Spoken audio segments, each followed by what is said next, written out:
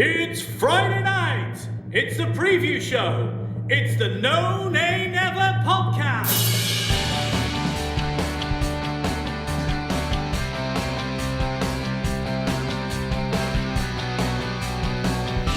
Hello and welcome to the preview show brought to you by the No Nay Never podcast. I'm your host, Natalie Bromley, but joining me as ever is the headliner of the preview show, the main man himself, Dave, Statman, just in his side win at home to Everton, Roberts.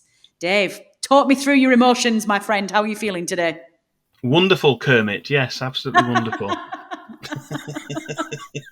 I've got to stop doing that. I mean, you know, some people would suggest that the preview show can sometimes resemble the Muppet Show. Not of your doing, I would suggest. But yeah, I do very much deflect. That's not the word. I sometimes defer to Kermit in the start of that show. But all seriousness, Dave, how are you feeling after last night's euphoric win? What a feeling. What a night. Yeah, it was a good win. It was, turned it around second half. We didn't know whether we were going to be able to, and we got a couple of really good goals from somewhere, got us back in, and well deserved in the end. Yeah, definitely.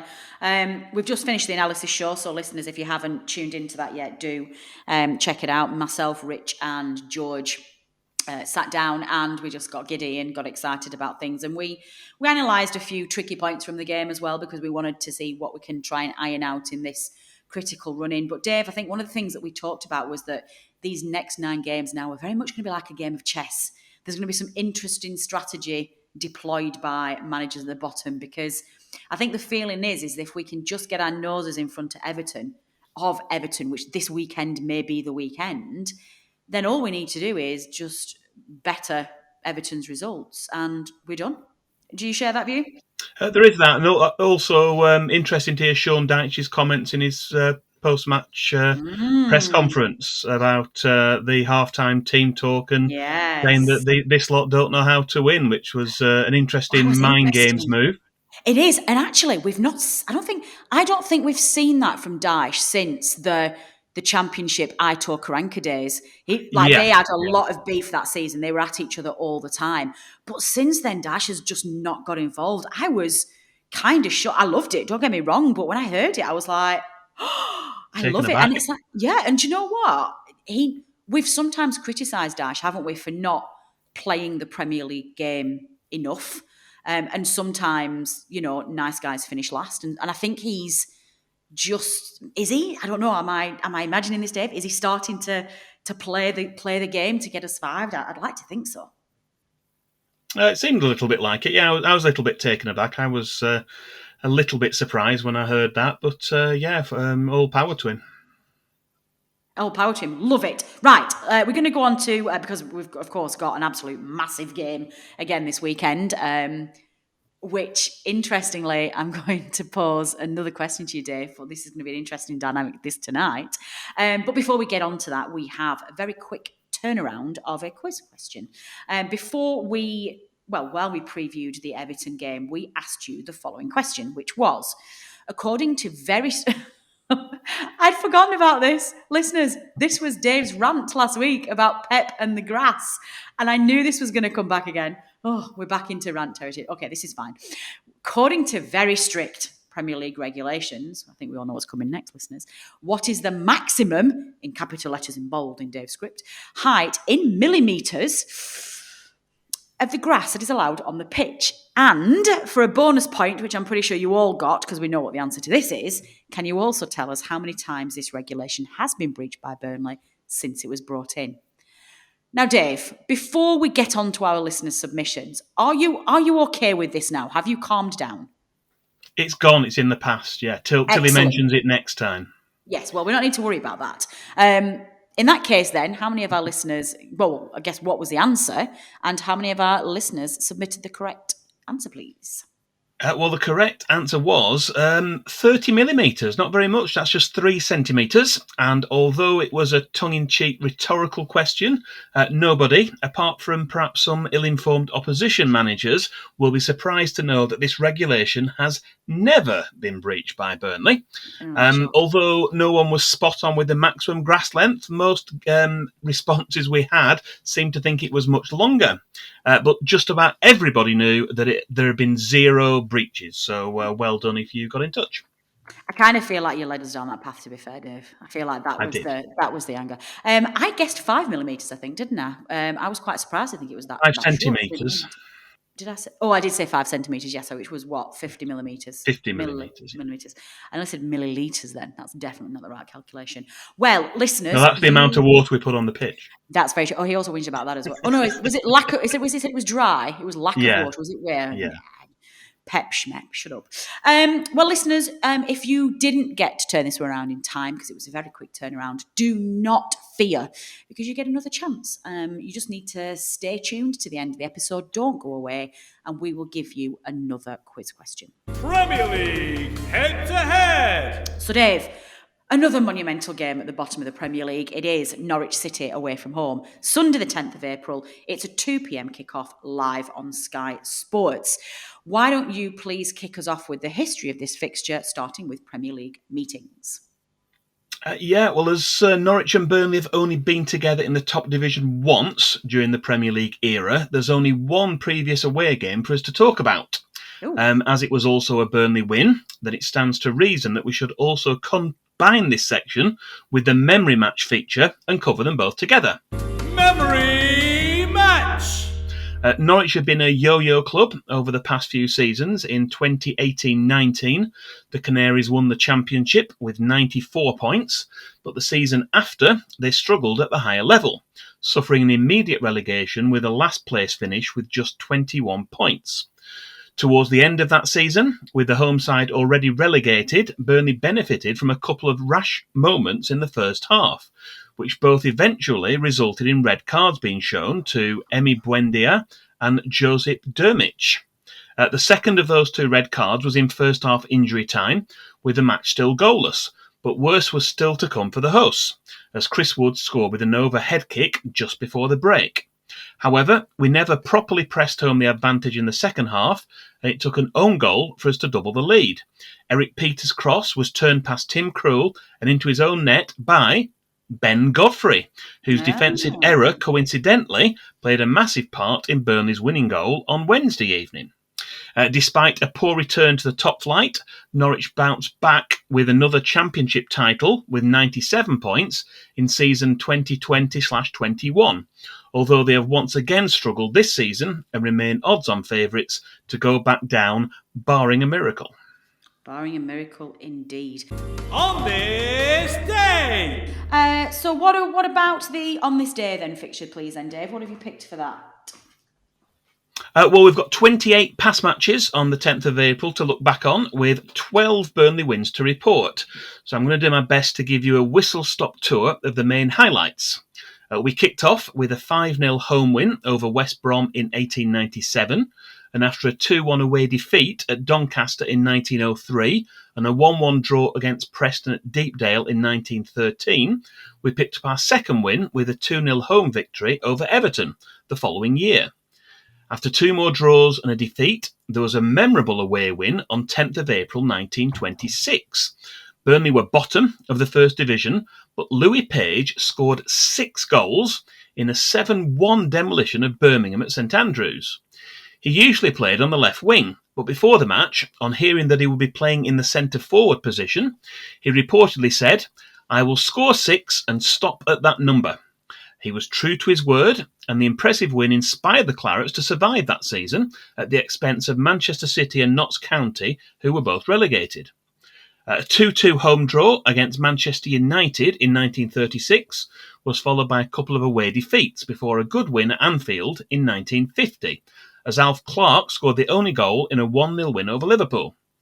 A heavy 5-1 league defeat at Aston Villa in 1954 was followed by a 1-1 draw against the same team in the League Cup semi-final first leg in 1961. Spoiler here, we didn't reach the final.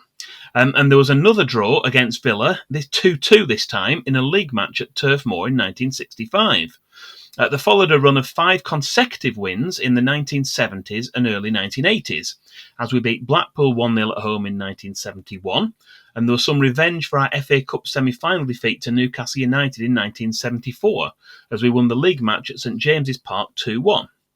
The remaining 3 victories in this mini-run were all 1-0 home wins against Birmingham City in 1976, Newcastle again in 1979 and Lincoln City in 1982. There were no wins in the remainder of the 1980s and 1990s, with 3 draws and 2 defeats, which brings us to the current millennium, and once again we're unbeaten in 3 games, all played away from Turf Moor. In 2001, Gareth Taylor and Ian Moore scored as we won 2-0 at Wimbledon, and in 2004, a Robbie Blake penalty was the difference between the two sides as we won 1-0 away at Walsall. Our most recent match on this date was 12 years ago in 2010.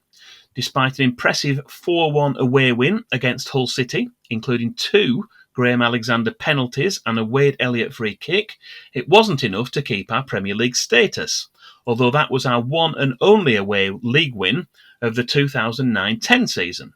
So in summary, Burnley have won 12, drawn 9 and lost 7 matches on this date, with 40 goals for and 29 against.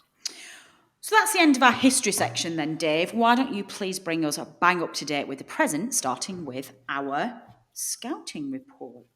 Scouting report! We previewed the reverse fixture. It was a rather uninspiring goalless draw. That was back in October. We looked at Norwich City's summer transfer activity and also looked how they lined up in the early part of the season. So this time, we're going to see what, if anything, happened in the January window. We're going to look how things have changed under new manager Dean Smith, as well as assessing their current situation with illness, injury and suspensions, as well as highlighting the best performing players for the season to date. Patience finally ran out with manager Daniel Farke in November, with Norwich moving quickly to bring in Dean Smith, who had recently parted ways with Aston Villa. After a more significant outlay in the summer, Norwich did not add to their numbers in January. Although it can be difficult for teams to attract players when they're stranded at the bottom of the table, there did also seem to be a suspicion that they were content to regroup and perhaps give it another shot at glory in the Championship next season, with recent history showing that they would have every chance of doing just that again. Smith has tended to start with a back 4, using a variety of options in front of that. They lined up 4-4-2 in their last match, which was a 0-0 draw at Brighton, which included Diamond in midfield and Milot Rashica and Teemu Pukki up front. As we are recording ahead of Friday's pre-match press conferences, we'll have to use a little bit of guesswork, but the opposition players who appeared to be ruled out include Adam Idar, Ozan Kabak and Lucas Rupp. Also doubtful are Max Aarons and Josh Sargent. Former blink if and you'd miss him Burnley defender Ben Gibson and former Rovers player Grant Hanley are likely to return in central defence and will once again have a point to prove after keeping a clean sheet in the reverse fixture at Turf Moor, although they were playing in the back 3 on that occasion. The one to watch seems to be striker Teemu Pukki. He's been the only reliable source of goals again this season. He's scored 8, whereas Josh Sargent is the only other player to have scored more than 1. Not surprisingly, Teemu Pukki is also by far and away the Canaries' top FPL point scorer with 106. Goalkeeper Tim Krul is the next best with 72. Some interesting stats in there, Dave. They're a funny side, really, at Norwich, aren't they? Because they're not... I know it sounds ridiculous, but because they tend to not really do very much in the seasons that they come up, they've just got a yo-yo for now until they get themselves in a position where they can stay up. It's awful, but I just don't pay any attention to them. That's terrible, isn't it? Okay, Dave, referee. Please tell me we've got somebody sensible refereeing the game. Well, I was bigging up Mike Dean, wasn't I, in the last one, and he gave 2 soft penalties against us in the first half. So less said about that, the better. One soft penalty. I think we talked about this very much in the previous show. The second one is a cast iron penalty for me. I thought the first one was soft, but yes, it's your fault, Dave. We blame it all on you. So who's going to be? Well, you say that, but I'm not sure we would have got either of those. Oh, okay, that's very true. But the normal rules of penalties don't apply to Burnley. So every other team in the world would have got those penalties, but we don't get penalties. They could literally chop Vegos' legs off in the penalty box and we wouldn't get it. So, yeah, we have different rules that apply to us. But yes, so tell us that we've got somebody better, please. Who's going to be? We are definitely hoping for better on Sunday. We've got Michael Oliver, so we're going from one extreme to the other this week. because after having the oldest referee in the PGMOL against Everton in midweek, it'll be one of the younger ones on Sunday. He's been around a while, but he's now 36, so it's still at the younger end of the scale, certainly compared with 4 or 5 of the referees who were in their early 50s. Michael Oliver from Ashington in Northumberland with a man in the middle in Norfolk this weekend. He's taken charge of one previous match between these two teams. That was at Turf Moor as Norwich City forgot about their league woes and progressed in the FA Cup. That was after a 2-1 win in January 2020. Since then, he's also been the referee for our 1-0 win at West Ham United in July 2020, a 1-0 home defeat to Spurs in October 2020, and our 3-0 away win at Crystal Palace in February 2021. His only Burnley game so far this season was our 1-1 home draw with Leeds United last August. This will be Michael Oliver's 25th Burnley game, going all the way back to 2008. And in the previous 24, there have been 8 Burnley wins, 5 draws, and 11 defeats. And finally, for this section, it's going to be John Brooks, who will be the video assistant referee on Sunday afternoon. Oh, well, I kind of think sometimes that refereeing decisions can't get any worse, but I'm going to call this one. Do you know what? What I just hope is it's just don't mess around with this fixture. It's too important. It's not a nothing game. It's like just get the decisions right. Michael Oliver, get them right. Statman Dave's Stat of the Week. Well, I know you don't want to leave it there, Dave, because you like to spoil our listeners. So why don't you delve deep into those pockets of yours and let us have your miscellaneous Stat of the Week. Yeah, well, after the last preview show episode, I promise there won't be another rant this time, but I do have an unusual stat about Burnley's current season. Despite our current position in the table, only 2 teams, that's Manchester City and Liverpool, have done the league double over the Clarets so far during the current league campaign. The only other clubs who still could are Newcastle United, who we play at Turf Moor on the last day of the season, and Aston Villa, who we've yet to play home or away. For comparison, 8 different teams did the league double over Burnley last season. Burnley's only chance of a league double in our favour will be when we travel to North London in the middle of May, as we look to complement our 1-0 home win over Spurs with a victory at the new Tottenham Hotspur Stadium. Yeah, definitely. Not happy memories of the new Tottenham Hotspur Stadium, Dave. I'm not going to lie. Okay, so this is a bit of a funny one because despite us thinking we were dead and buried and that it was all going horribly wrong, we've suddenly found ourselves back in a fighting position, Dave, and on paper, what seems to be one of the best games that you could hope for. I think the only game that would be better this one is to host Norwich at Turf. Now, we didn't do particularly well against them at the beginning of the season, but everything's very different right now. This is a really key stage of the season. I'm not of the opinion anymore that this is a must-win game unless Everton beat Manchester United. What are your views ahead of this game, please? I think you don't have must-win games with 8 or 9 games still to play, and that's my view, and I'm sticking with it. Okay, can we take out of Statman Dave's brain? I know we shouldn't really be messing with Statman Dave's brain because it's a very complex thing. Can we take the mathematician out of you and the man that can literally just sees facts? And can we put in there a little bit of emotional subjectiveness? Is there any part of it? Because if Everton beat United on Saturday before we play Norwich, we're really going to struggle to get out of the relegation zone. So how can that not? We have to win if they win.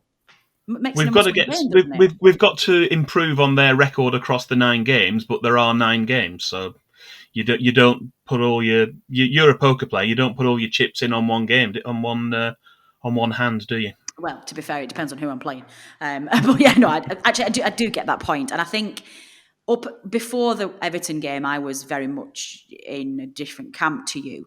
We've had quite on the analysis show. We talked a lot about just the real critical gamesmanship of the next few games, and I think the way I see it, Dave, is that at some point, saying that we have to better our next 9 games over over Everton, I think that depends on us getting our noses in front first. So if we win on Sunday and Everton lose, then the next 8 games are just bettering Everton's results. But I think it's critical. That helps psychologically, yes. Yeah, so I think there's those kind of factors that do it. So, bearing in mind just the massive roller coaster of games this season, how are you feeling about going to Norwich? Do you think we can? We haven't performed yet, have we, Dave, apart from last night, in respect of the critical games at the bottom. Until the Everton game, we had failed to beat any of our relegation opponents. Do you think now that sort of psychological barrier has gone, do you think we can literally go and win against Norwich? Because it involves us going at the game, which we're not always famous for. Yeah, I think it's difficult. So even when we have had a bit of momentum behind us, we got the couple of back-to-back wins, didn't we? And then obviously the really good win against Spurs. We didn't follow that up with anything afterwards. So I think it's difficult to say that we've necessarily able to get that momentum going. I think we need to treat it a game at a time. We need to not be concentrating too much on what has happened in the previous game, or even getting bogged down with what might be happening going forward. But we need to be very focused on Norwich. And as you say, I think we need to be a little bit braver, take the game to them, very much like we did against Brighton. That's our only away win so far this season. And that was a game where we were really at it. We took the game to them from the start. We got goals reasonably early on. And there was no looking back in that game. We played really well, got a really good result. And we perhaps need to have that sort of mindset again against Norwich that we did against Brighton. Yeah, definitely. Go on then, Dave. Give me a score prediction, please. I'm confident that we can get a win, so I'm going to go for a Burnley victory, and I'm going to go for a 2-1 scoreline. Who's going to score? I think he needs a goal. I think Wout's going to get a goal. Wout Weghorst with the opener, and then another one coming from left field somewhere. So left field, Dwight McNeil. Oh, you meant literally left field? No. I didn't until I thought about it. I thought I'm going to go down that pun route. Yes. I love it. That was brilliant. You're sucking me right in there, Dave. I fell for it. Left hook. Is that a thing? I don't think that's the thing. Hook, line, and sinker. That's the one. I was trying to be clever, Dave. I was trying to jump on Statman Dave's quips, and I'm just not smart enough. I'm not Statman Dave. I am a poor man's substitute. Do you know what Veg Wout is going to need to enable to him to score, Dave? Veg Wout. Wout Weghorst. What have you done to me? Wout Weghorst. Do you know what? It's been a reoccurring theme of this season in that in every single preview show, there's been some kind of howler of a pronunciation from me. What was it? Man of the Munch or something that I did for Manager of the Month. There's been something every game. Do you know what I think it is? I get excited. You whip me up into some frenzy, Dave, and I talk too quickly when I'm excited, and I'm getting all giddy about a Norwich victory. So I trip over my words. So do you know what Wout Weghorst needs to enable him to score a goal? Some service to his feet. Yes, Dave! I knew you would know this. My God, this is why I adore you, Dave. You know what I'm talking about. So yes, if we can get Jack Cork in midfield, I think that will do it, and play some balls to his feet, he will score. So I'm going to say it's going to be a 2-0 victory to Burnley. I think Wout is going to score, and I think Matt Lowton's going to score. He's going to come back into the side. Listeners, you know the drill by now. We want the score prediction, we want scorers, and we want you to tell us how they're going to score. Fantasy Premier League update. Well, Dave, it has been a while, and after a long gap following the last match of game week 31, I believe you can finally bring us some news on the highly competitive and much loved None and Never Fantasy Premier League. Yeah, it has been a little while. We did the updates in the FPL special, and then we weren't able to do them for the last couple of preview shows, but we do have an update now. So we've got our latest. I'm going to actually do a top 11 because there's 11 managers who've now passed the magic 2,000 points mark. Not either of us, unfortunately. We've got in 11th place is Jaden Fitton with 2,001 points. Sean Retty, who was a guest on our FPL special, is in 10th on 2009. We've got Will Cooper in 9th on 2012, all very close here. Chris Horn as a non-mover in 8th place on 2017. We've got Ursay down to 7th on 2042. Jack Tone as a non-mover in 6th on 2043. Deck Clark is a climber, had a good week this week, up to 5th place on 2045. We've got Adam Dennett, he's down though to 4th place on 2059 points. Jacob Sackwell, another one with a good week, up to 3rd place on 2062. We've got Tall Paul's a non-mover on 2073, and leading the way, our other guest from the FPL special, who's got a lead at the top of 28 points on 2,101, is Luke Lambert, a non-mover in 1st place. They're our top 10, and there has only been 1 week so far for April, but leading the way with 85 points is Peter Cross. His tally was helped by the decision to captain Everton striker Richarlison, which earned him 34 points towards that total after he converted 2 penalties on Wednesday evening. Boo. Boo, boo, boo, boo. We won't bore you with the None and Never podcasters mini league, which is once again as a totally static top 5. And there will be still too many teams left in the FPL Cup. I think 128, Dave, just to read all of those out yet. But I believe your team was knocked out last week, Dave. Sadly, yes. My only chance of silverware has disappeared, with Jamie Fletcher's Deitch baby team scoring an impressive 63 points to my 39 and knocking me out. Oh, boo, dash, baby. We don't like you very much. So what about the latest team of the week then? Did any Burnley players make the grade? This theoretical best team of the week would have been worth 143 points, and that's even without the double points for the captain, for whichever one you might have chosen. But the best actual score out of any manager, that's out of the 9 million plus who've entered this season, was 129.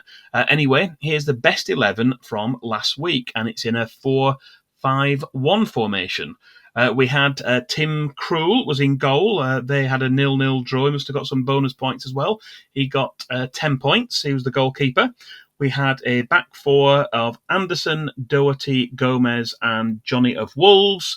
We had a midfield 5, which included a Burnley player. Maxwell Cornet was in there. He got 13 points. The other 4 alongside him were Janelt of Brentford, Jota of Liverpool, Bowen of West Ham United, and Heung-min Son of Tottenham. And up front on his own was Richarlison with 17 points, which was the highest of anyone. We mentioned already about that FPL special. If you do want any hints and tips to make the most of any remaining chips you have left, then you can still go back and listen to that special episode we did during the international break. There isn't much time left now for a final surge up the table, so remember to make the most of whatever resources you have left and pick your transfers wisely. Is it any worth me listening to that, Dave? You can always improve yourself. Yeah, you're not going to win now, I don't think, but you never know. Second place might just be within reach. Am I still doing second place? Am I still doing better than I was last year? I've still improved this season, haven't I? Well, yeah, definitely. I'm the Brighton of the league this year. That's where I'm going to go with. Next season, I'll be in the Champions League, like you wouldn't believe. Well, we will definitely be able to bring you another proper FPL update next time, as all of the fixtures for game week 32 take place on Friday, Saturday, and Sunday. Gosh, it's been a while since that happened, Dave. True. Hasn't it? Yeah. So do remember to listen out next Friday's West Ham United preview show, because we will have another update for you. Statman Dave's quiz question. And as promised, Dave, we just told our listeners that they needed to hang around. We need a quiz question, please. What have you decided to set for us? Well, this week's quiz question is on topic and relates to Burnley's away games at Norwich City. And the question is, prior to Chris Wood's goal in Burnley's away win at Norwich in July 2020, who was the only other Burnley player to have scored a top-flight goal for the Clarets at Norwich City? And what was the year? Oh, gosh, that is a stinker. Well, I am going to have a think about that as we come off air. So why don't you tell our listeners how they can submit their answers, please? You can get in touch with us to let us know the answer using any of these methods. You can tweet us, or preferably send us a direct message on Twitter. That's @NoNayNever. You can email us to the special dedicated email address we've got, previewshow@nonaynever.net. or you can also reply to the post for this preview show on either the No Nay Never Facebook page or on YouTube. You certainly can. Well, before I let our lovely listeners go, Dave, do we have any community news, please, that we need to share? Nothing specific, just a bit of a rallying cry from me this week. Whether you're one of the lucky ones who'll be making the long trip to Carrow Road on Sunday, or if you're watching the game on TV, either in the fan zone at Turf Moor, out and about in a pub, or at home, we hope you enjoy a good game and it ends with a positive result. Once again, it may not be a must-win game, but it's surely one of our better opportunities to get an away win to build some momentum, and to add to our only other league victory on the road this season, which was a 3-0 win at Brighton in February. I'm sure we'd all take that same scoreline again on Sunday, although in all honesty, I think almost all of us will be more than happy with a 1-0 away win. For the most part, the fans have stayed behind the team all season, despite our difficulties on the pitch, and we know that home and away we can help to make a difference and roar the team on to inspire them. All we can then do is hope the players reward that support with maximum effort on the pitch to try and maintain our Premier League status. So up the Clarets and enjoy the match. Oh, what a lovely thing. What a lovely thing. Well, I'm going to leave it on that note because that is a lovely way to end this week's preview show. My thanks as ever go to everybody who contributed to get this in the air. To Turf Moor Stadium announcer Dominic Walker for his specially recorded preview show announcements, to producer Matt, who once again, with fixtures coming thick and fast, has had to do a double, very quick back-to-back double podcast production. So thank you, Matt. Statman Dave, of course, for pulling all of these stats together and giving us the material that we can get this out there, especially with 2 games a week. It's a phenomenal commitment, Dave, and we are really, really grateful. Last but no means least, you, the listeners, for downloading and listening to this podcast. We would not be here without you, and your support is very much appreciated. The analysis show team will be back on Tuesday, which we will be picking apart the Norwich game. I did say in the analysis show that with the fixtures very, very thick and fast in April, we didn't yet know whether or not we were going to do one after every game or double up. It just depends on how things are going, if there's any talking points. If it is going to literally be a chess game and a game-by-game basis, then we might do one after every game. So keep tuned to social media. Dave, when will you and I be back? We'll be back next Friday, so I guess we'll be recording on Thursday, looking ahead to the West Ham game on Sunday, and that should be available to listen to sometime on next Friday. Excellent, thank you. Which does mean, listeners, that you have plenty of time to get your quiz questions in, so do submit those answers. That's all. Do take care of yourselves and each other in the meantime. I've been Natalie Bromley. This has been the preview show brought to you by the No Nay Never podcast. Until next time.